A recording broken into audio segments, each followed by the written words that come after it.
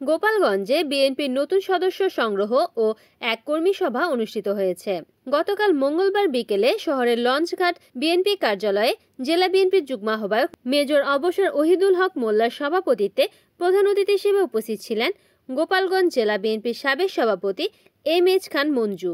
এরপর এম.এইচ. খান মঞ্জু সদর উপজেলার সাতপাড় সার্বজনীন দুর্গা মন্দির মাঠ প্রাঙ্গণে বাৎসরিক নামযজ্ঞ অনুষ্ঠানে প্রধান অতিথি হিসেবে বক্তব্য রাখেন। এ সময় কেন্দ্রীয় কালীবাড়ি মন্দিরের সভাপতি রমেন্দ্রনাথ সরকার, নিজরা ইউনিয়ন পরিষদের চেয়ারম্যান আহমেদ ধলু মিনা, দুর্গা মন্দিরের সভাপতি বনমালী বালা, সাধারণ সম্পাদক শিশির বালা, বিএনপি নেতা মাসুদ শেখ সহ অসংখ্য ভক্তবৃন্দ উপস্থিত ছিলেন।